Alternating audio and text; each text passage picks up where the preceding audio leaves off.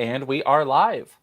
Hello and welcome to the Challenge USA podcast brought to you by the Live Reality Games channel. I'm Clark. I'm Bossy Candy Bars. And today we are joined by a queen of orgs and LRGs. Please welcome our special guest judge. Hello. Like it's Drag Race. We will be judging, so it's yes. okay. We will be judging this episode, but please help me in welcoming Susan Komosa. Hi, Susan. Hello. So, any special news for us from the Oregon LRG world? What have you been up to? Not much, just following everybody, excited about obviously Big Brother, this new challenge season, and the live games going on this summer. I mean, so much to follow, but definitely a lot. It is definitely a very it is a very exciting summer with a lot to watch. So today we are going to recap the very first premiere episode of the Challenge USA. Before we do, in some exciting news, we want to give a quick shout out to James Wallington, who tweeted about our cast assessment. So I just wanted to share that quickly. Yeah, shout out to James. That's really if my window will let me.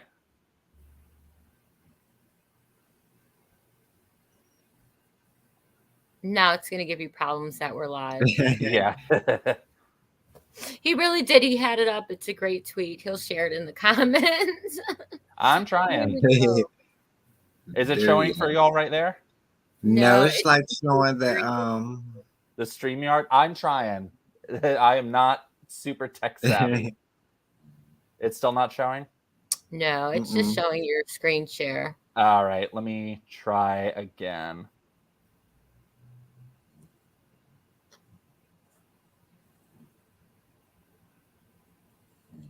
Here we go. So just want to give an extra special shout out to James for tweeting about the cast assessment video. Thank you so much for your support. That was super cool to see. Yes, I was like, oh, wow. Yeah. So today we're going to be covering the premiere episode of the Challenge USA. What did you both think about the premiere episode?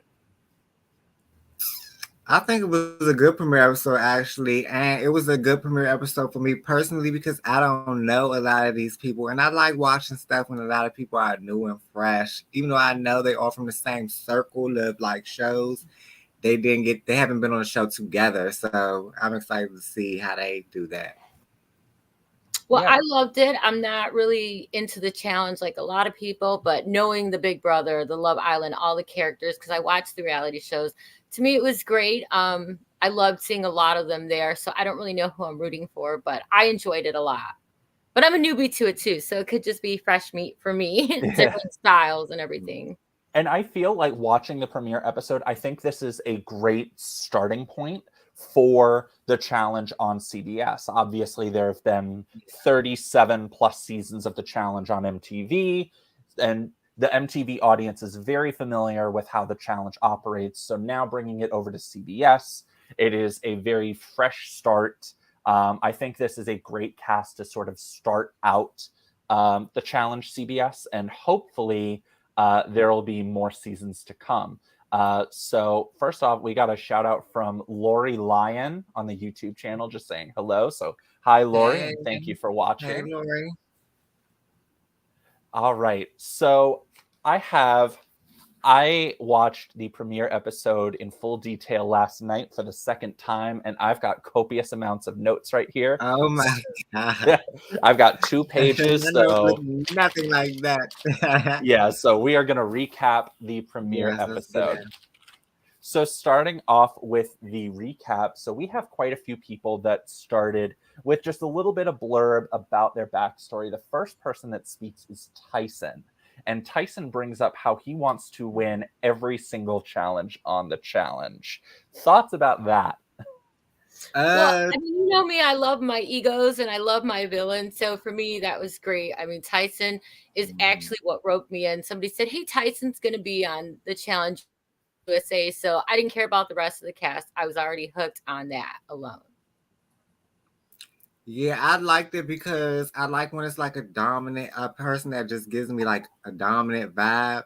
I also feel like I got in my notes, he was one of the people that I put down that was giving me main character energy. Like, I feel like he's going to be a main character on this season of the show. He was getting a lot of camera time very early, but that could either be going home early, but I really don't think so. I think it's like a building point for his journey on the challenge. I think he'll be there for a while. Yeah, to sort of back up that main character energy, if you'd looked at the challenge Facebook page, they actually changed their picture to Tyson's face. And they Yes. usually do that when there is a main character that they want to highlight. Like, I know they've done that with Cara Maria in the past. They've done that with Tori. I think with Anissa as well, Wes, Bananas. So Tyson is definitely one of the Challenge USA's biggest main characters. Faces. Yeah, so he is the one of the biggest faces of this season.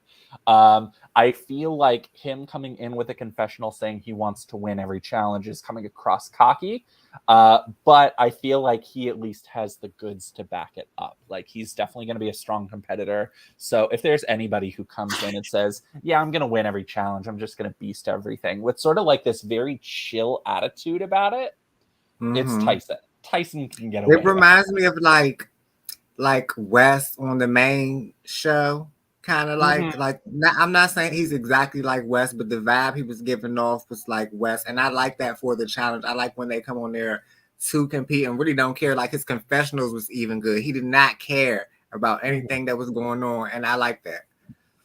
Yeah, Wes is giving off those same vibes of, you know what, I'm gonna win this. I'm cocky, but I have the goods to back it up. And spoiler alert, for the Challenge All Stars 3, he does have the goods to back it up. Yeah. So the next person with a confessional, we have Tiffany, and Tiffany discusses, one, being America's favorite house guest from Big Brother 23, but how she wants to play a mastermind game. What do you all think about that?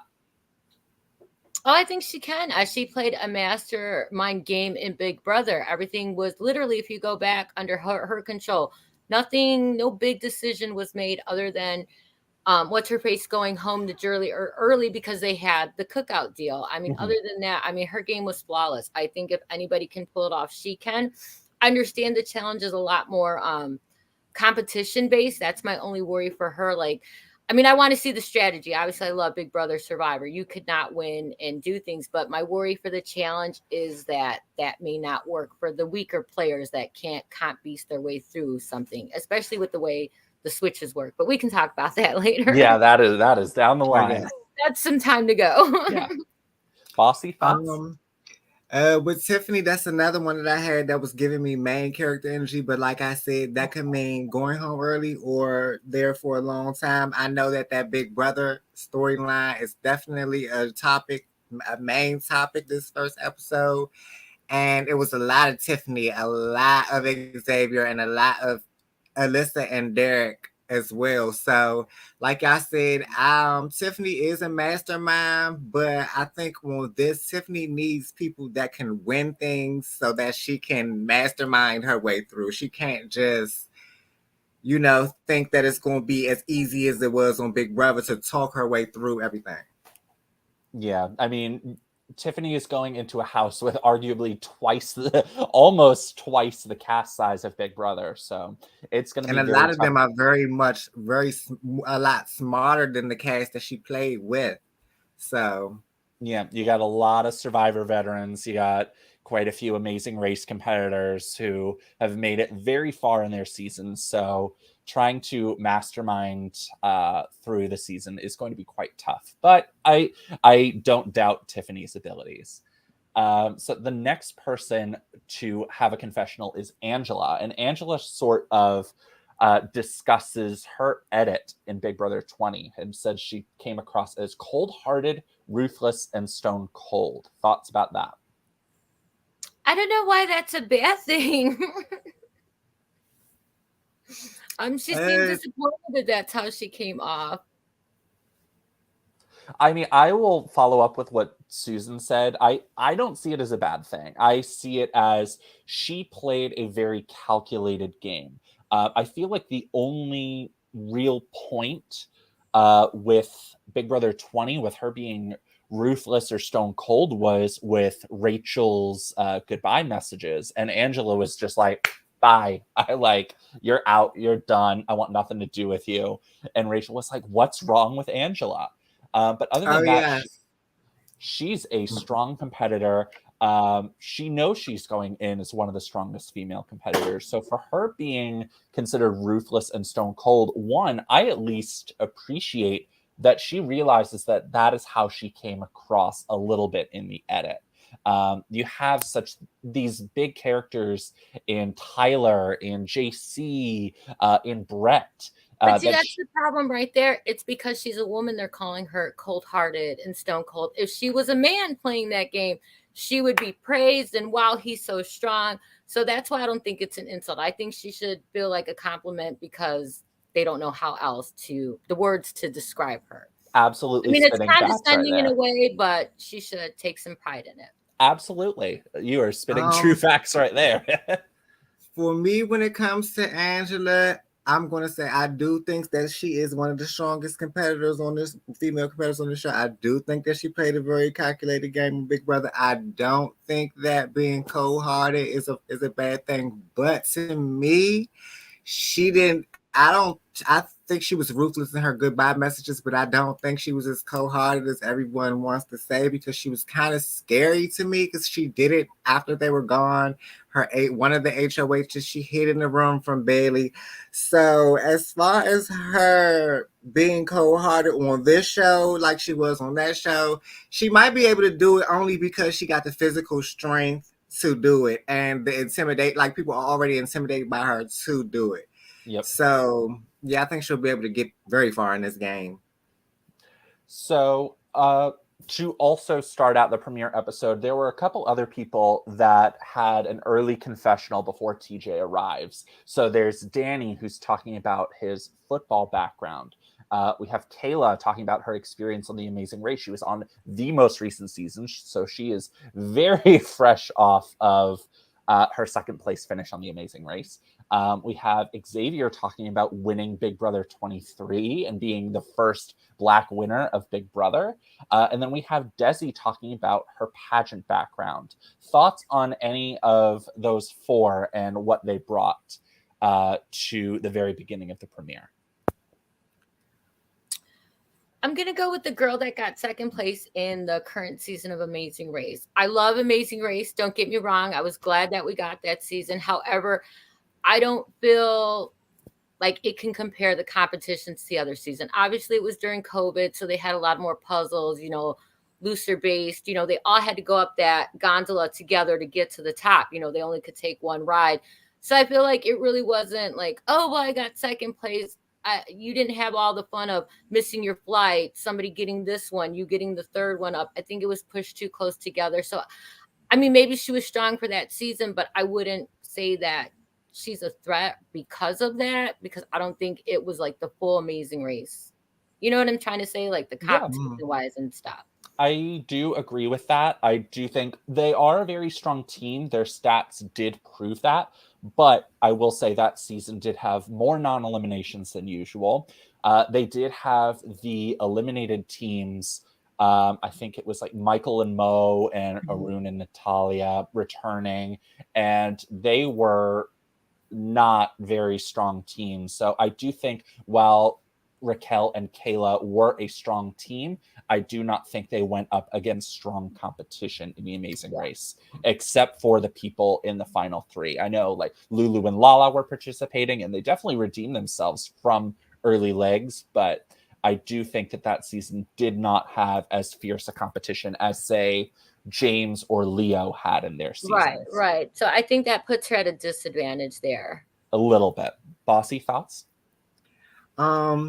Well, with the Amazing Race girl, y'all already know. I think that I think that the girls and the girls of the Amazing Race and that one guy, I can't think of what's his name.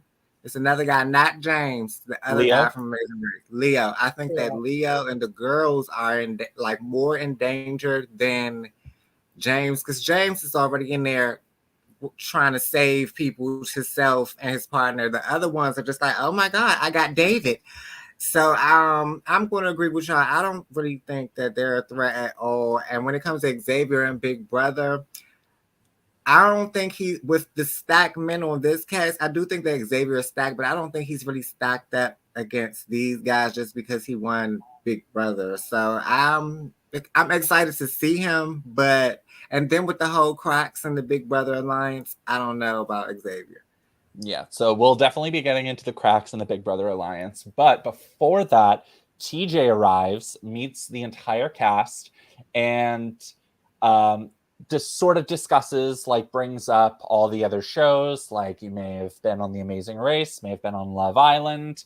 And that connection with Love Island brings us to Cachet, talking about her relationship with Cinco and her breakup. Thoughts on that? Again, Love Island isn't it's a good show if you like the drama and stuff like that, what little they do, but I don't think in comparison it can sit next to the other three shows because those are purely competition, social. You need to have more skills other than sitting on an island and figuring out how to get your love match and make it to the end. I worry for Love Island because I don't know if they can last against. I'd like to see it because they're their bottom guy. We always root for that little guy. Oh my God, it's them on the bottom. But I don't know if they have it in them to step up, especially with who they got, some of the Survivor and Big Brother players. What I want to say about Love Island, I agree with everything you just said. But what I want to say is Love Island, to me, they are what the challenge is supposed to be, but where we're at now with the challenge, the Survivor and Big Brother players are. So that's why I don't watch Love Island, but I really have a soft spot for him. And like you said, I really want to root for them. It was something that one of them had said. It was we're the best show to build relationships, and they are. If you want to build an alliance to keep yourself into the game and to trust each other, because they're a little bit more trusting as well. The way it looks now, it seems that they're a little bit more trusting of each other than a lot of the other shows. So yeah, I'm excited. Yeah. So I'll go into a little bit more detail about Love Island and about how they are sort of participating in the season and competing. I have that in my notes a little bit. But I will sort of second what Bossy is saying about, Survivor and Big Brother, they're definitely going to bring the competition side. I enjoy Love Island's participation because I feel like they bring more of an entertainment factor to them. I feel like they are entertaining. They are social. I will give them that. And I sort of like that messy drama. I like that there are two couples in there having to navigate recent breakups, but now being in the challenge together. So you watch the challenge a little bit for some of that messy, juicy drama, and I feel like we're seeing the seeds of that a little bit. Because the couples drama, that was a lot. That was a part. That was maybe a little bit of the favorite of the episode to me, because I was I don't even watch Love Island, but I'm okay, so this person was in a relationship with this person, now they gotta work together on here. So I like that they're there. I like that they're there. I don't know if they might be there next season because Love Island has moved to Peacock, but I like that Love Island is there because it just gives the young flavor to the challenge. A lot of the Survivor and Big Brother, they're a little bit more serious, and I like the younger, let's have some fun and then go compete players. Yeah. So with the cast together, TJ announces a little bit of the format to the season and brings up that each player has a bank account of $1,000 and mentions the opportunities on how to earn money. You can earn money either by winning a daily or winning an elimination. And in order to make it to the finals, you have to have at least $5,000 in your bank account to advance. Thoughts on that? We haven't really seen individual bank accounts in a little while with challenge seasons. I know they've done team bank accounts in the past, but what do you both think of the individual bank accounts and the format of this season? I was just talking to somebody about this. So again, like I don't know a lot about the challenge, but from my understanding, it's usually a skull to run the final, correct? And you only get a skull if you win elimination. So with the whole money thing, I don't know. I guess it's the strategy in me. I want to play it a different way. So Tyler and Angela got $5,000, which means they both have 6,000 a piece, or they got 10 split. So they're automatically in the final run if they make it there. But the ones in the elimination only get what they take from whoever they win against. There's no set amount. So like, how would you go about that? Would you want to throw Angela and Tyler, like people who already have that money in there against, you mean Tyson? Like Tyson. Oh my God. You're thinking Big Brother 20. Like, when I start thinking, I'm like, I don't know what to do. Everybody's name is the same. But would you throw like $1,000 against $1,000? Would you try to knock out like the person who was already running in the final? Like, how would you go about that? Because to me, it would seem silly to put somebody that had all that money in and you're guaranteeing whoever won came out with that money. I would want to put like $1,000 against $1,000. But the person I was speaking to said, no, you would want to put the person with the most money because then you're guaranteeing only one of them. I don't know. I don't like that strategy. So I was like, I'm going to ask them how they feel. Yeah. Go ahead. Well, what I was going to say was, I feel like, just piggyback. Yeah, I'll piggyback a little bit off of what Susan mentioned, because I feel like you want to try and keep those $1,000 competitors as long as possible, so that maybe TJ at the end says, you don't have enough money to make the final, so bye. So it probably behooves the competitors a little bit to throw in competitors with the larger bank accounts to keep the 1,000, and anybody with a less than $5,000 bank account out of the finals. So that's a different strategy. I think the way I would do it, I would decide who I was going to put in elimination based on who my partner was during that swap, if that makes sense. Like, I know I can get to the final. I know I can get 5,000 and get to the finals either way, but I would probably try to do it smarter and pick and choose when to throw a 5,000 or a 1,000, and depending on who my partner was. Like if I got a David as my partner at the time, I might just play it safe and do 1,000 so nobody don't be on my neck the next round. You know what I'm saying? But if it's somebody, to me, the 1,000 versus 1,000, like let others worry about building their own bank. Yeah. So before we move on, I just want to give a shout out to, looks like we have another viewer. We have Komosa Reviews, just saying new here. And just said, I just talked about this show. So thank you so much for watching. If you have any questions in the comments, anybody watching this, please feel free to add a question. I'm checking the comment section every once in a while, so we will make sure to get to your questions. But thank you again for watching. So now that TJ has sort of discussed the format, he brings everybody into the house. And this is something that I really wanted to talk about. We do have another comment from Kamisha. I would put people in the pit, the one I would not want to be partners with. Ooh, all right. So good strategy. So if you know of somebody that you think is going to be weak and you don't want to be partnered with them in upcoming challenges, that is a very valid strategy. Thank you, Kamisha. TJ basically breaks everybody off and they go into the house. And this is something that I really wanted to discuss. What do y'all think about the house? I don't like this house. I don't like the bunk beds all in the same room. I don't like that. I don't like that it looks like a big gym. I don't like that. It reminds me of like Total Madness house, but worse. I don't like it. I'm not so familiar, but that's what I said. I'm like, prison bunk beds? Like, are they in a warehouse? Are they not like as extravagant as the other shows? Because I'd rather sleep on the beach on Survivor than under a bunk bed in a room with 20 other people.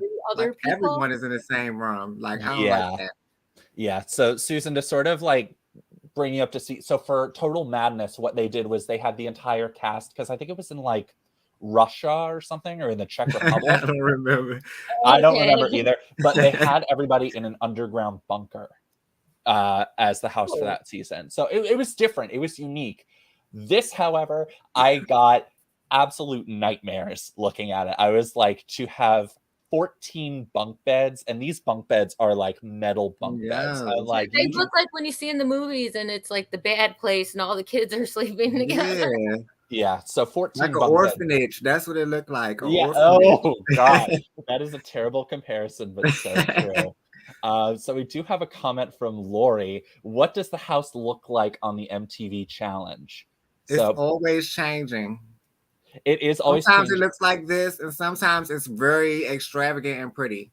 Yeah, so most of the time they usually have like a really nice villa. They do have bunk beds on the main show, but they have the bunk beds in separate rooms. And it doesn't look like, you know, a bunk bed frame, like a metallic frame that just came off of Amazon. Like they look like nice bunk beds. Yeah. But these houses look extravagant. They look beautiful. The challenge, I don't know. Did they not have a budget for the house? Right. I mean, I didn't know, but yeah, it's a little. They don't even have no rooms. They just in one room. Yeah, it looks like they have a large kitchen space, Right. like a private pool table area, but it definitely does lack the extravagance of a traditional challenge house. So we have another question. Do they play in teams? I think Lori has mentioned, do they play in teams the whole time?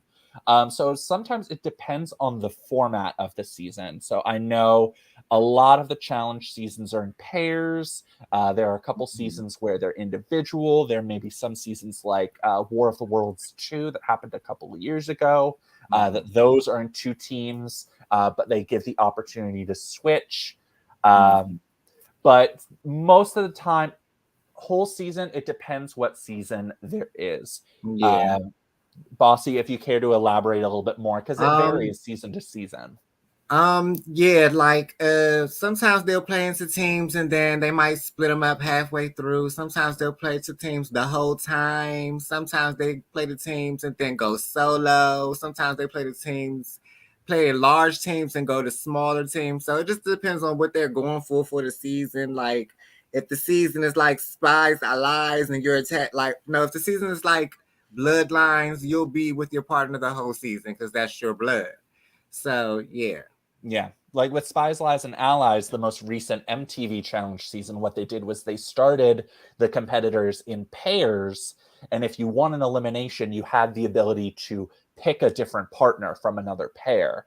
But after a few or so double eliminations, they changed the format to, instead of being with pairs, it is 3 teams. So challenge formats, they could change at any time. Like even this season, it could change at any time. Because I know in the very beginning episode where they have all the different shots of different challenges, we saw a hall brawl and we saw it was between 2 people. So eventually, I think the challenge format will become an individual format. But for now, it does start out in pairs. And then we have Kamisha, who is saying that she is doing a recap with Ayana. Okay. Just love Ayana. That's my friend. Yeah, we do love Ayana. So after breaking off into the house that we definitely had quite a few opinions on, we have Alyssa and Derek X talking about the cookout and the revenge that they're going to be getting. Thoughts on that?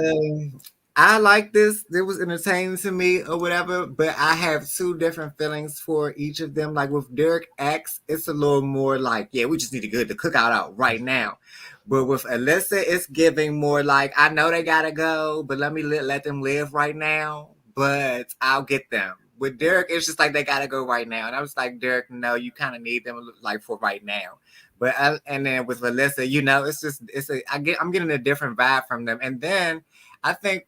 To me, why Alyssa is like really up on my list right now of cast member is because she is kind of at the same time playing Derek too, because Xavier thinks that she's his number one and Derek thinks that he's her number one. So I'm excited to see who's Alyssa's real number one. I like the whole thing. I mean, because you're damned if you do, you're damned if you don't. You know, she's got to work with her big brother, but she knows they're going to screw him. So it's one of those situations, wherever it goes, it's going to be fun, dramatic, messy. So I'm excited to see it. Yeah. Oh, I also like how she was setting herself up to not be in the cookout, the target of the cookout, when she was talking to Shannon at the table, making it known that, yeah, we were on the show together, but they screwed me over, so I'm not with them. Yeah. So I feel the difference is that Derek seems to be very visibly against the cookout, whereas Alyssa seems more cookout adjacent. So she's working with them in the meantime in this early game, which I think is very important because it is too early to try and make a move against the cookout, especially when you have such a tight group already. But I think eventually Alyssa's she's going to plant those seeds with the rest of the cast and be like, yeah, I think now might be a potential opportunity to, but this could try have and take a screwed her move. because she may end up with one of them as her partner, and bam, in the pit she goes. Yeah. So after that, we have a little bit of Love Island. So we were talking about couples, and we have Cashel and Kira rekindling after their breakup and sort of discussing that a little bit, as well as Cinco sort of talking with Tiffany. So any quick thoughts about the Love Island connections? Okay, the first one with the Cashel and Kira. Okay, so in our case assessment, I said that Kira was boring, but now I kind of like her vibe that she's giving off. It seems like I just feel like she gives me like a more chill vibe. Like she chills, and I like how I like how she was like, okay, I'm going to get you as my partner, and we just going to do this. She was trying to make sure that whole relationship thing was not an issue for her on the challenge. And as far as the Cinco talking to Tiffany, I'm interested to see what's up with that, because it looked like that's a showman's brewing. And I'm like, okay, then we got his ex over here, and they was all clicked up. I was like, okay, yeah. And because the vibe, okay, so the Love Island girl little clique, they're like younger girls, but Tiffany is like one of them, but older. So I know where her mind is. She probably was over there with Cinco, like, I don't care about them little girls over there. Like, I need you right now. So I was entertained by that. I think Love Island is better equipped to deal with those situations, because that's the whole premise of their show, dating, love, this. So I don't think they'll be as dramatic. Like, they could work with their exes. It's not an issue who they're talking to. They've already been through this situation, not trained so much, but like, okay, I'm not going to cause the drama because that's what they want. Whereas I think if like something was said, whether it be funny or not, I can see Tiffany like blowing up, because that's what we Big Brother stars do. We like their drama. We like that they're crazy. I don't think she would, or any of the rest of the cast other than Love Island, would be able to handle a situation without snapping, where Love Island could probably be like, I'll wait. It's fine. I think they're going to be better equipped emotionally. Yeah, you're right. They even said that I think we better at making a relationships than the other players. So after that, we sort of see some sort of small groups sort of break apart. So the first small group that we see is James and Leo, and they're at the pool table and they are discussing, one, being observant of their surroundings and watching everybody interact and who's interacting with who, but also discussing that the Amazing Race are sort of the outliers of the game. After watching the premiere episode, what do we think about that?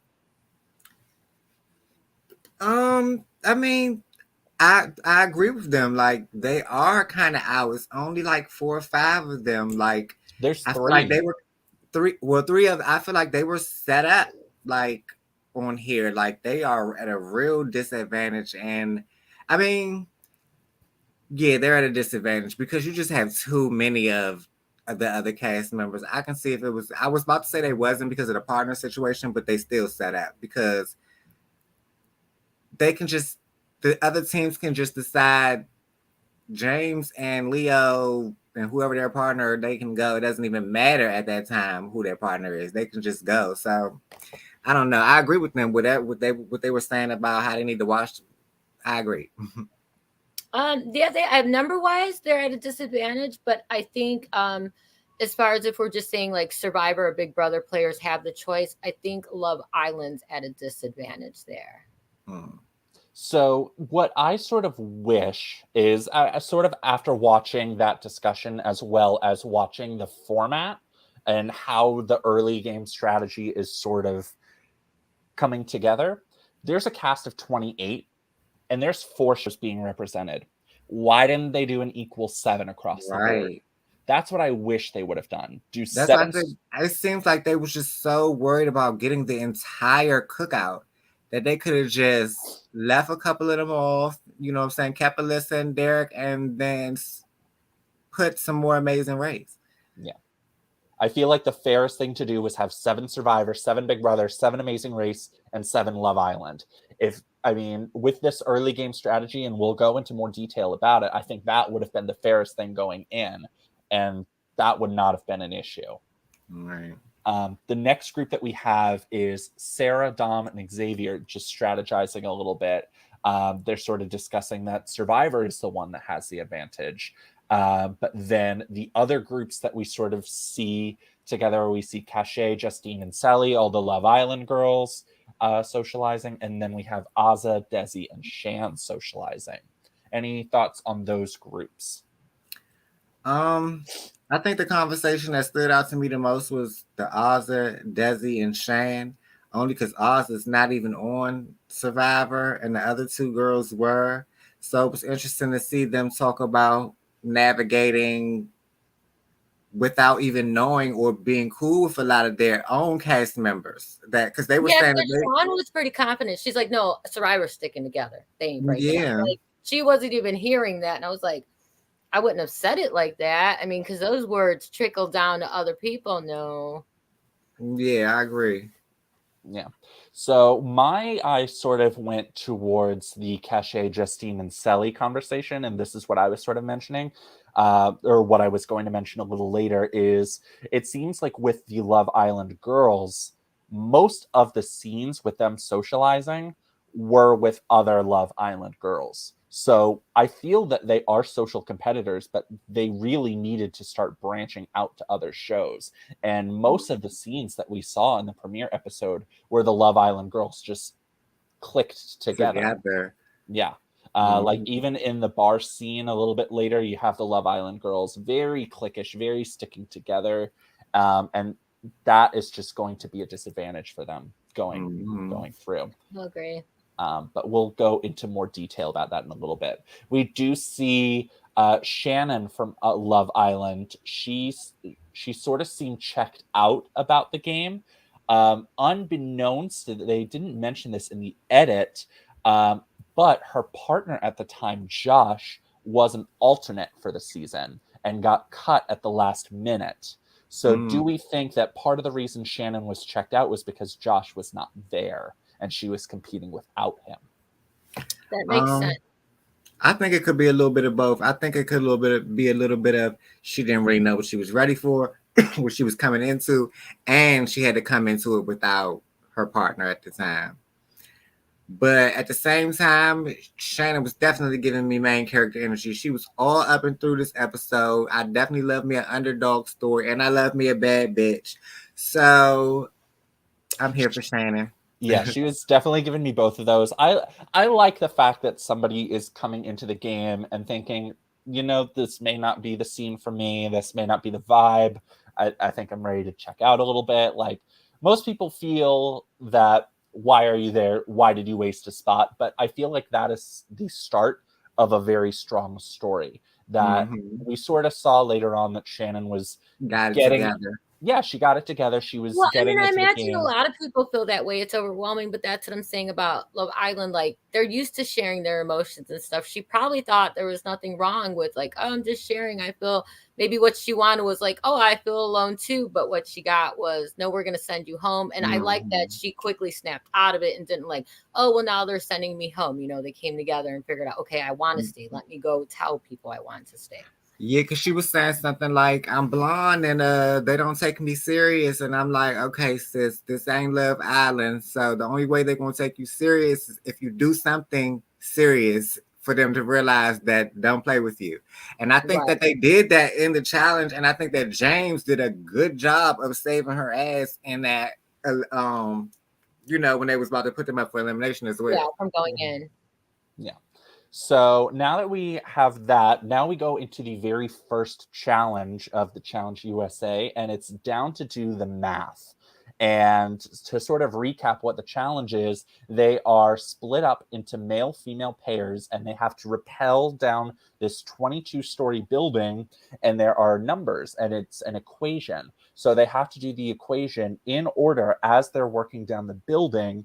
And then when they get down to the bottom, they have like a giant lock with 3 number spaces, and they have to move cogs around to sort of get the correct numbers, and the team that gets the number the fastest wins. So before we sort of go into the male-female pairs for the first challenge, what do you all think about this challenge? Classic challenge, classic early challenge type of. That's what it gave me. The one when they had to climb up and grab the flags. That's what that gave me. I like that they added the math into it because I'm terrible at math. So it put like a flaw into some of those really good competitors. Like, I mean, not like Tyson and Angela because they just good at everything. But some people that's not good at math, it definitely slowed them down if they were good at coming down the wall. So I like that challenge.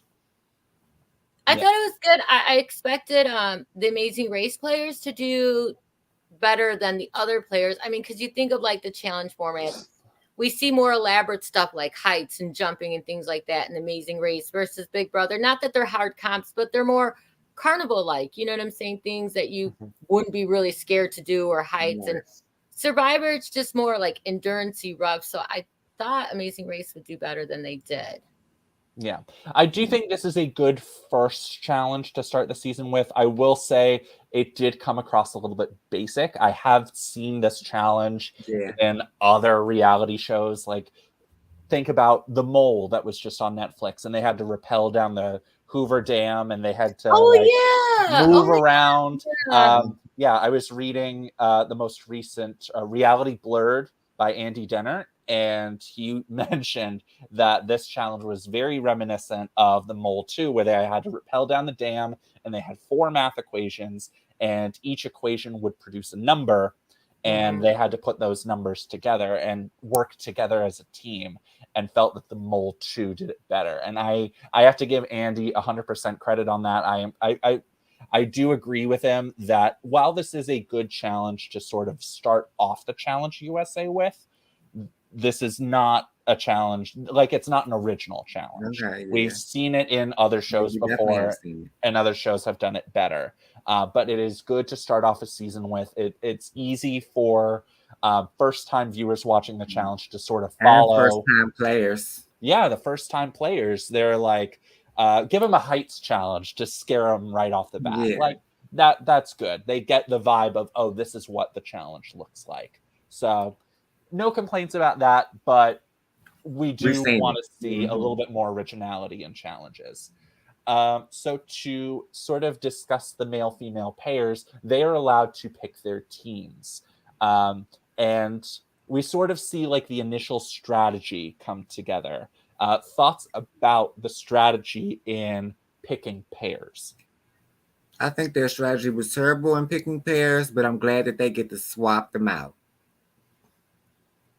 Yeah, a few of them were questionable. I'm not really sure why they paired up, or if it was like that's just what's left type of thing, or how long they had to even choose. I mean, obviously it goes by fast, but I was happy with 50% the way they chose. But now that they can't be partners again, that's crazy. Like I imagine that's not how it usually works, but I like that concept because now we don't really have to worry about too much of those numbers of Big Brother taking over, a Poor Love Island. Like, hopefully Amazing Race and Love Island can attach to some of those rounds to the bigger players that they won't go in with. Yeah. I think me and Clark were talking about this. I like that they can swap out. They need to bring that on the main show because that way the larger alliances that make it to the end won't always make it to the end. If you get to try to swap them out, you can have a chance to get them out easier. Or at least a chance at all, because on the main show, you get no chance with the current alliances that take over the last 3 seasons. You get no chance in the part with being partners on that season. Yeah, I will say Bossy and I were talking a little bit. the most recent seasons of the challenge have come across very predictable. And a lot of the people that have made the finals are people that have made the finals in repeat seasons. Like they've done it back to back to back to That's back. what I had a hard time following with the newer seasons. There's like so many past relationships, and I'm like, wait, what? Yeah. And it's like all the veterans take over. Everything. Yeah. All the veterans take it to the finals. It kills You never any get sort to of enjoy the suspense. new people. It's Exactly. just really, it's become really kind of boring with that same pattern. Yeah. So this is a format where the algorithm, we'll talk about it a little bit later because that is the end of the episode. That I feel like the main show could definitely take, having different partnerships every round. What I sort of thought about the strategy is while the competitors don't really know what the format of the game is, I feel like the people that paired up with people from the same show immediately put themselves at a disadvantage. If I were in that position, you select somebody from a different show. Big Brother should have selected a Survivor. Yep. Yeah, Big Brother should have selected Survivor immediately. So we see a couple of pairs where they pair off with somebody from their season. So we have Cashel and Kira, both Love Island. We have Giovanni and Selly, both Love Island. We have Danny and Shan, both Survivor. I think that is it. Kyland and Azza, both Big Brother. So there are quite a few pairs that pair up with somebody from their same season. Whereas I feel like in that initial challenge, not knowing what the format is, they really should have branched out. And I will say it would have been interesting to see Shan and what's Danny, right? Yeah, Shan and Danny. It would have been interesting to see Shan and Danny go through the whole season as partners, though, because I know that his wife was like, watch out for her and all that. So that one would have been interesting for me, though. Yeah, that would have been fun. So the first two pairs to do this challenge are Cashel and Kira and Kyland and Azza. And what we see initially is that Kyland and Azza struggle a lot.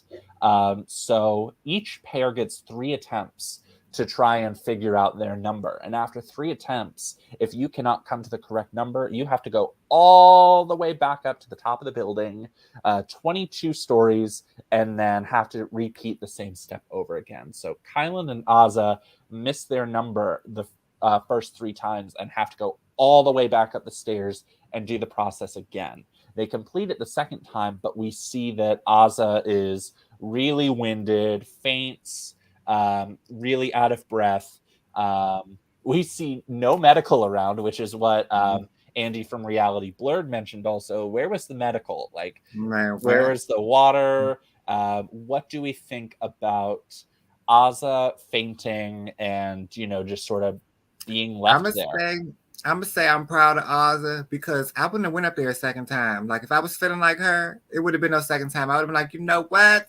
We just did last and we're going into elimination because I'm not climbing back up that building if I feel like I'm about to pass out already. So I'm proud of her for even doing it, especially without medical there because where was the paramedics? And I hadn't even noticed that there was no medical there. I just assumed like maybe they just didn't show it or not. But yeah, you think there would have been a glimpse of it. They gave her some water and said, sit over here, sis. Yeah. Well, maybe Clark was right. They just don't have the budget this season. Where is the budget? They had to cut corners somewhere. But yeah, when you think about Survivor, like you see one person faint after a challenge and you have 5 or 6 people from medical just running over there immediately and bringing water. And they're very, they think about their cast. And that reading Andy's article and was like, watching the episode back, I was like, oh, wow, there really was no medical. Like, where were all these people just recording Azza and just being spectators? And I think it's important, even in the LRG community, like as hosts and as competitors, that you really need to take care of your cast and your production. So that's the vibe that I sort of I've been at done. There's always been somebody on site, somebody trained to do whatever. And if there's been incidents, man, like that, they've been on top of it and got them attention. So yeah, I guess I didn't pay attention to that. I just assumed they cut it out the scene or it just wasn't shown. But yeah, you think there would have been a glimpse of anything. Yeah. So then after that, we see the next group is James and Shannon and Ben and Alyssa. And both pairs finish the challenge relatively quickly, but we get this confessional about Shannon feeling confident and re-energized, and as Bossy mentioned, giving that bad bitch energy, that confident energy. So Shannon really feels like her head is in the game now. Thoughts about that? I loved it, especially when Shannon was in the mirror. She was like, "Oh, we checking myself out in the mirror to see if we look good." I was like, "Oh, yeah, that's my girl. I'm gonna rock with her this season because I love people that's competing with a personality like that. Like, you don't have to be all rough around the edges and serious. You can be competing and look in the mirror for a second and smirk after you finish completing it. Like, I like that." I was a fan of her immediately twerking after you've done well in a challenge. I was like, that is a way to get to my heart. Just doing that. Yes. Susan, thoughts? Oh, I enjoy it. I mean, I love the ego. Like when you think you did well, I mean, you don't have to just stand there and be like, "Well, I did good." Dance, jump. Lord knows I do if I win something. My hands are up Right. even. So next duos, we have Dominic and Justine, and we have Tiffany and Leo. And what I sort of noticed after these pairs going is watching the episode back, I noticed the edit sort of shitting on Leo a little bit. You have Tiffany in her confessional, she's saying, Leo's saying I should look at my surroundings, look at where we are, and I'm like, nope. And which I loved. I mean, I did love that. I was like, that's great. But then you have Enzo, and he's mentioning that Leo's a little bit strange in bringing up these cats all the time and just being a little bit goofy. But is this the start of a story arc with Leo? I think they're trying to give him like some type of story arc. Like I said, they pretty much outnumber.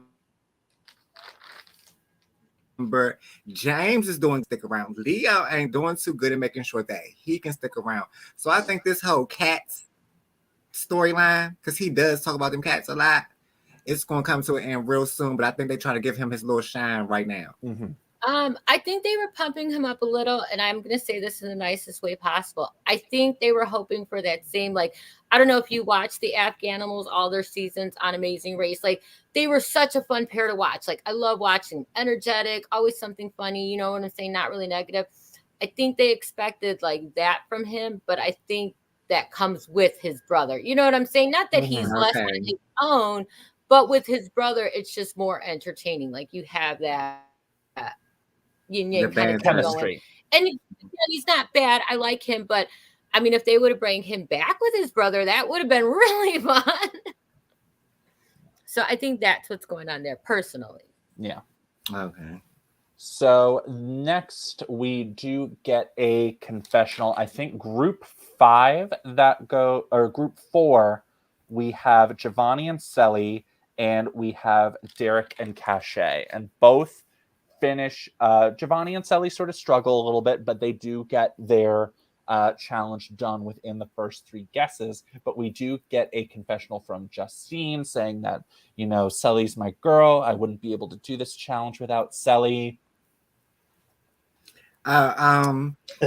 Yeah, I was gonna say something about that towards like at the elimination, but yeah, I like the Justine and Sally relationship, and I would have liked to see if them two try to, work their way through the game together, but maybe season 2. Like we said in the beginning, their decision on picking partners was really dumb. They should not have picked a Love Island partner, especially with Big Brother and Survivor so big and so used to doing stuff like this. They should have tried to branch out and split up. I would like to see if this like kills her or lights her fire, like losing her heart, her best friend. Like, she wanted to do this with her. Is she going to be like Shannon next round and just be bummed and want to give up, or is she going to be like, no, I want it and I'm not going to let her go in vain? So I'm curious. I think it's a storyline build up for her versus Angela. Okay. All right. I think that would be a good one. I think that, spoiler alert for those that haven't seen the episode yet, but I think that losing Selly early on and losing that closest connection that you have, I do think that will actually free Justine up to maybe be a bit more social with people from other shows. So I don't think that I feel like maybe for an episode or two, Justine's going to be like bummed a bit that Selly's not there. But I think that once she gets her head back in the game, that losing Selly and losing that is a very visible pair. And we've seen in multiple and they reality highlighted shows. it. Yeah, They like, highlighted it. Natalie loses Nadia and Survivor San Juan del Sur ends up winning the game. Tyson loses Rachel in Survivor Blood versus Water very early on, and Tyson ends up winning the season. So I think that this could be an opportunity for Justine to really shine without Selly maybe potentially holding her back and keeping her exclusively with the Love Island girls. So next we have Angela. We see Tyson and Angela beast this challenge. And Angela brings up her background of being a gymnast, a pole vaulter, and stunt training. So they were moving through that. It's like the math, everything. Like I said, they know how to do everything. If that was this team the whole season, they might have won this if they could have stayed together.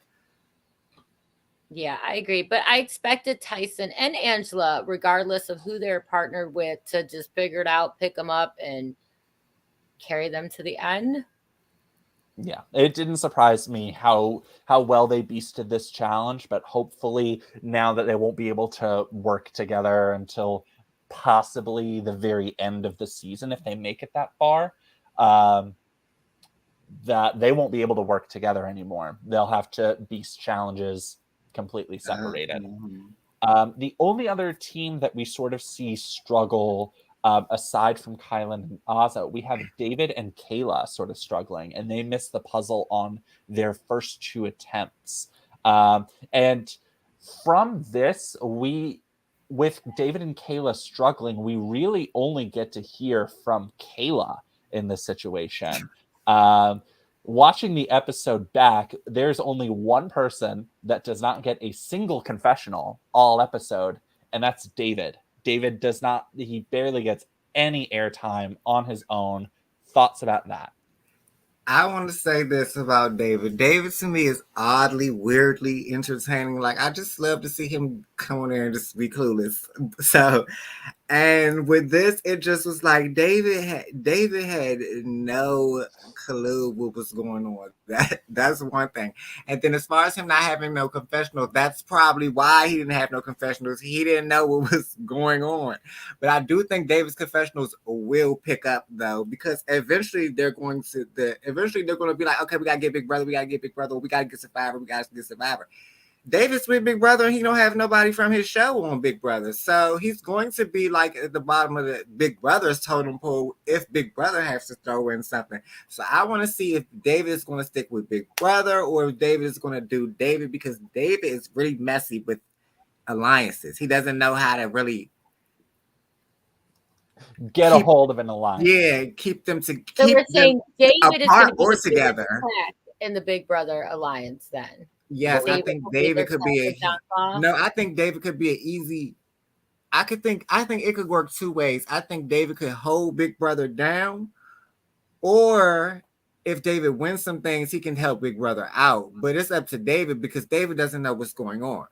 Yeah, I think that there may be an episode down the line or something where David really gets his moment to shine. But when we look at David's Big Brother journey, first boot his original season, and then season 2 or his all-star season, we really only see him as a number. He doesn't control. He's not the one in control. He's not the one steering the ship. He's a number, not even a number. He's like a number adjacent to the majority alliance. So hopefully there will be an opportunity for David to really shine and win a challenge, win an elimination, get his moment. Sorry, he lacks like a leadership quality. Like he's missing a quality there that the other guys have. Like he's always going to be in the background. Like he wants to be in an alliance, but he can't spearhead one, if that makes sense. Yeah, I'll agree to that. I mean, I know who he is, but for the life of me, I'm like trying to think of something he's done or can be memorable for it. I'm like, I don't have anything. So once all of the challenges are finished, once everybody's completed, we see that the top 3 teams are Desi and Cinco, Tyson and Angela, and Danny and Shan. And they're separated between, they have 17 seconds between all 3 of them. But as we've mentioned before, the winning team is Tyson and Angela. My favorite part about that scene is X's face realizing that he didn't win. I mean, I think he was super silly confident that they had won that challenge. It was to be expected to me. I knew that was going to happen. One of those 3 teams, they was too stacked. Duh. So we sort of start to see the initial strategy of who might be going into an elimination with Kyland and Azah, who finish in last and have to go into the arena. So the initial strategy is Tyson is not going to be nominating anybody from Survivor, and Angela is not going to be nominating anybody from Big Brother. So that leaves only 3 teams that could possibly go into elimination. That is James and Shannon, Selly and Giovanni, and Cashel and Kira. Now we've sort of discussed it a little bit. I know this was going to be the strategy very early on, but this, as we mentioned in the cast assessment and with this premiere, numbers are huge and there are a large number of Survivor and Big Brother players. And this really puts the Amazing Race competitors at a disadvantage. So thoughts about most of the house being immune simply because they were Survivor or Big Brother? I mean, that's how the cards are.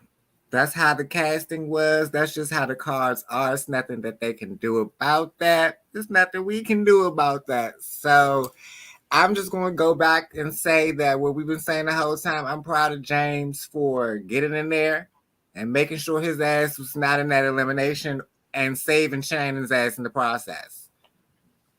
Yeah, I'll agree to that. I mean, I assume that that's what was going to happen since it was a Big Brother and Survivor winner, that they wouldn't put anybody from their series in. I mean, it looks like there's an unspoken alliance between them all, but we know not everybody can win. So that's going to fall apart, I think, before they knock out Amazing Race players and Love Island players. Yeah. Especially with this switch thing. Yeah. So we know that this type of gameplay will only last for a couple of rounds because there's no way that they can try and protect everybody from Big Brother or protect everybody from Survivor. Right. But it's how the early game is going right now. And we've seen that in multiple MTV challenges. We've seen, like in Spies, Lies, and Allies, we see that the rookies are targeted early and eventually it starts to make its way into starting to throw veterans into an elimination. So it's unfortunate that the numbers are uneven in terms of number of representatives per show, but that is how the early game started. So now we sort of see that the Tyson and Angela are looking at James and Shannon as first targets, as Shannon has expressed that she does not want to be in the game. So we've sort of mentioned that James and to an extent Shannon, from what we've seen, they really put in the work to try and save themselves. We've discussed that a little bit. So they definitely did a really good job of putting in the work with Tyson and Angela and the rest of the house to save their ass and make sure they don't go into the first elimination. So we've sort of discussed a little bit of that, but any minor thoughts to add? Nope. No, they did really good keeping the South out. I thought they were going in really up until the point where they didn't. Yeah. And I think that this episode really sort of solidified, like after the challenge, this solidified James as one, a big narrator of the season, and two, he was one of the biggest stars of episode 1. and Yes, he being was able. all over it. Yes. Yeah, he was a big star of episode 1, so this was definitely his moment to shine in maneuvering his They and definitely Shannon's way. highlighted his political game. Yes, and his social game. So kudos to that. But I did kind of want to highlight with James and Shannon being potential targets for this elimination. Uh, Bossy and I, having watched these seasons of the challenge, especially the MTV Challenge and MTV Challenge All Stars, are you seeing a bit of a trend? What I've sort of noticed is that James is very much one of the like LGBT representation. Yes, the only one. The kind of isn't he like the only one on there? Him and then I think As male. Shannon. Yes, I think he's the only male LGBT representation. And the in normal seasons, the male gay person goes home first. Yes, that's what I noticed very early on. Like when you look at Spies, Lies, and Allies, you see Corey Lay go into the very first elimination. You see Huey going into his very first elimination. When you look at All Stars 2, the first 2 male boots are Tyler. Yeah, not Tyler. That was in season 3, which I would add, but it's Derek Chavez and Ryan Kehoe. So and then Sean went home first on the other season with Big T was debut. Yeah. So I definitely. So I was noticing that trend and I was rooting for James because I did not want that to be a recurring trend in the challenge where the gay men are sort of seen as like these early targets, and easy targets to throw in. And I think that's really unfair. And I think that it's an unfortunate trend in the challenge that I hope gets broken soon. And kudos to the queer representation on the challenge. So after that, we go into the party montage, and all the challenge competitors are going into the club and going into the challenge club and getting to socialize a little bit and let loose a little bit. What do we think about this challenge club? I mean, I guess because of COVID, we can call it a challenge club. this is what brings me where I was saying that I like Love Island, because even though Love Island was clicked up, they were doing what you're supposed to do on the challenge. You're supposed to come on a challenge like you're on vacation and have fun and compete. The games got harder, but the social, you don't have to just be sitting in the corner all the time. Like, so I don't know. It wasn't a club, but it was a club. But I like that Love Island was in there having fun. I mean, I think they could have been smarter. It could have been socializing at this. I mean, talking game at the same time. But yeah, I like it. I like that they were having fun. But again, like I was just like, oh my God, why aren't they talking to each other, strategizing, moving along? Like the game isn't on pause because we're having a few drinks. Like to me, they stopped gaming and it was like, I get it, have a nice night, but the gamer in me is like, no, you should have snuck away and done this or done that. And or at least go dance and hang around some other people than Love Island. You go. I will say it seemed like a very watered down club environment. Like it looked like they were trying to have fun in an environment that didn't look very fun. Making the most of it. Love Island was doing their best, trying to make it look like a good time, but damn, it looked like when you look at the MTV challenge, like they go out to clubs, they dance, they have all the lights and everything. Even in COVID, they have their own club atmosphere. Well, okay. This just seemed like watered down party vibes for CBS. It probably was another room in the warehouse they was at. Yeah. Yeah, right. So that we are sure it is their budget. Maybe next season. Yeah, if they get picked up for a season 2, we may see some more party vibes. Right. So as I mentioned earlier, we see that the Love Island girls are quite inseparable. All 5 of them just sort of dancing, hanging out together.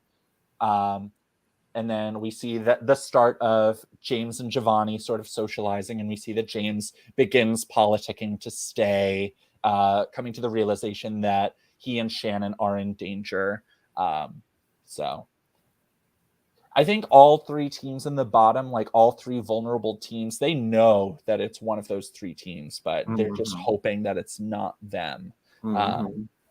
So. And James, and like we keep on saying, and James, he was not asleep. He woke. He was definitely woke and went to work to make sure it wasn't. That's what I'm saying. His big brother kicked in and was like, "No, I don't got time to enjoy this night off. I'm gonna go do what I gotta do."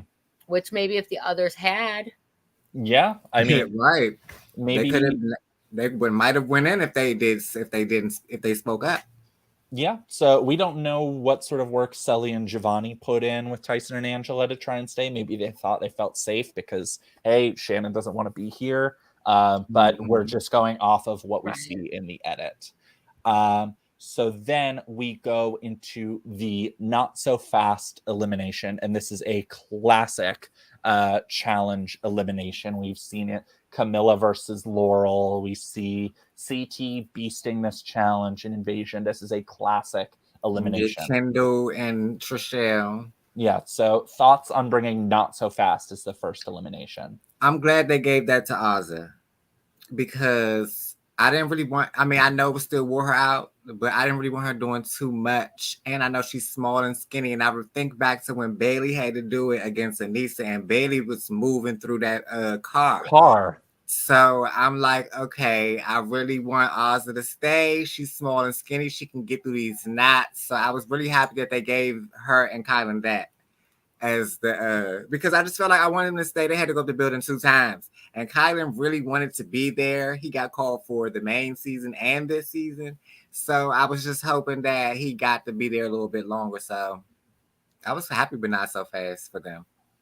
I like the challenge. I don't think either team, though, like definitely put to good use what they could have, like actually went through the things or did the knots. Like I think they both kind of just sucked, and it came down to I was less more at that moment because I like in my head I kept thinking the same thing. Wow, your little go up in those little things and go through those and down, but they were just like, we're gonna tie knots and go in circle. Like both teams, not just hers, but both teams. I just feel like it was just a less tired of who won. Yeah. Like when you look at both teams' performance and then look at CT in the MTV challenge, who put in like a masterclass in Not So Fast that looked like Jesus. CT. Like, yeah, I've seen that one, so I think that's what I was expecting in my head, like something maybe so a little bit more elaborate. Yeah. So I'm glad that I will say that I was actually really proud of Celie though as well, because I didn't know what she was going to do in there, and she really was in there trying. So yeah, I feel like Celie was at the biggest disadvantage just from a height disadvantage, like just trying to reach those highest areas in the triangle. Like I feel like Azah and Kylan were an advantage because one, Azah's very light, tall. Like light and tall. Light and tall is a big advantage in this challenge. And Celie, I felt, was disadvantaged just being a shorter girl. But we see Tyson and Angela nominate Giovanni and Celie. We see Azah loses an eyelash in this. Yeah, that was funny. I'm glad she kept going though, because I would do the same thing. I'd have been like, man, this thing I don't got time to be worried about that right now. I'm trying to get this knot out. We'll worry about them eyelashes later. And then we see both teams sort of underperforming, but in the end, Kylan and Azah pull out the win against Celie and Giovanni. And when we watch the episode back, we see that Celie and Giovanni still had a ways to go. It doesn't look like they were even halfway done with the challenge. So either they did not do that good of a job in getting the ropes together for Kylan and Azah, or Kylan and Azah just did a great job of getting all the ropes out of the triangle. But in the end, it is Celie and Giovanni that are the first team eliminated from the Challenge USA. So thoughts about Kylan and Azah's win, both teams' performance, and Celie and Giovanni being the team to go. Okay. As far as Celie and Giovanni, I feel like they both wasn't ready for the challenge, but I feel like Celie deserves to come back. She is the challenge. Like, I feel like she's a good personality for there now. I feel like she was really trying. She wanted to do it. I feel like she can She needs to come back. Giovanni, I feel like he needs to train a little bit or something, or maybe sit out a season or something and then come back. Because he clearly didn't really, he just wasn't really there. But Silly, I feel like she deserves a shot back. She was really trying. I was happy Oz and Kylan won. Like I said, they had to go up the building 2 times. She done passed out. Kylan really trained for this. I feel like their mind was more in the right place versus Sally and Giovanni. They just wanted to come back. Oz wanted to come back for Kylan, and Kylan just wanted to come back because he's like, girl, you're not about to have me going home first after I trained months for this. Mm-hmm. So I think they were just more focused.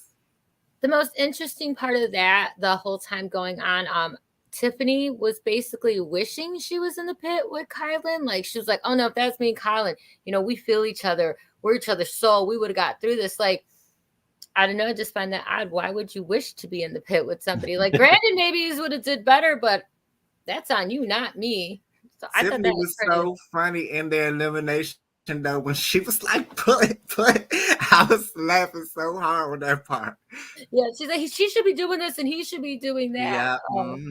So, but she was my favorite part of that elimination.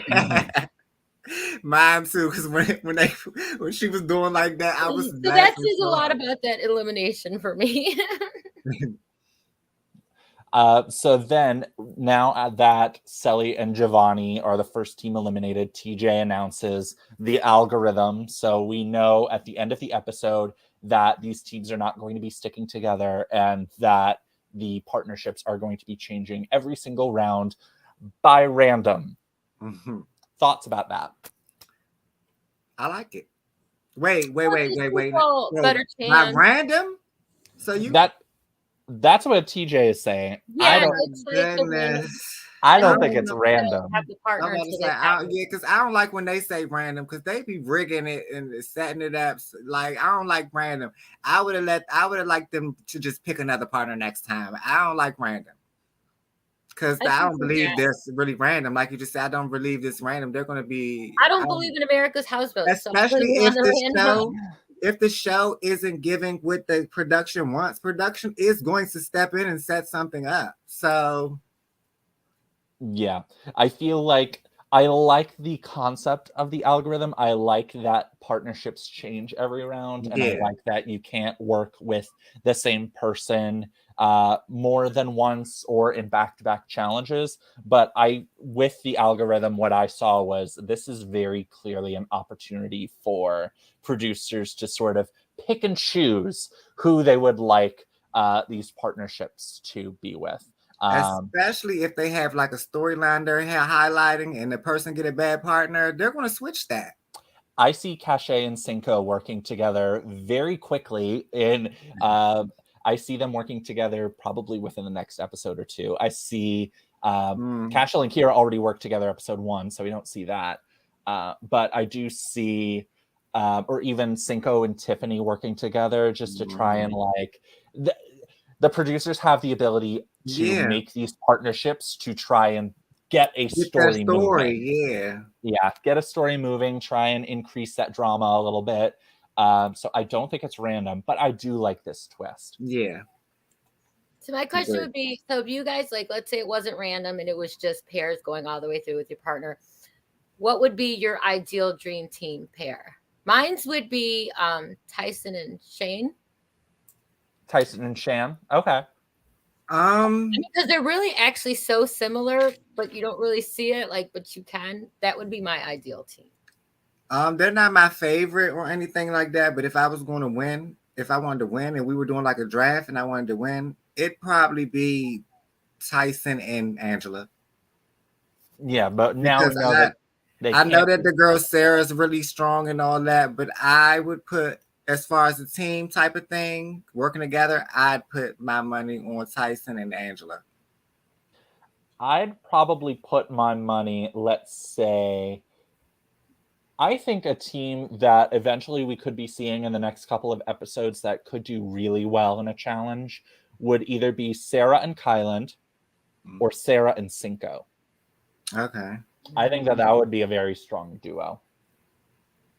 And aside from an Angela or a Tyson that have already been mentioned, I think Sarah and one of those Cinco or Kyland. Because besides Angela, Sarah jumps out as me as a top girl. Mm-hmm. So yeah.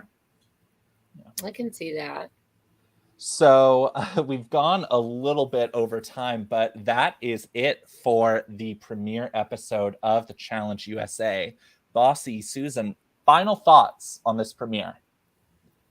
Well, it's got me hooked. I'm going to be a challenge thing. And maybe what I'll have to go back is watch old seasons and start over. We'll do that in the winter when I have more time. Paramount Plus. Thank you guys for having me so much. Yeah, thank you for joining, Susan. You were lovely, and you really brought a lot of information, and it was great just hearing your insight and hearing your thoughts on this premiere episode. So thank you for joining us. Bossy, final thoughts? It was a great premiere episode. I had fun. Yeah, I really enjoyed this premiere. I think it's going to be a start to a great season.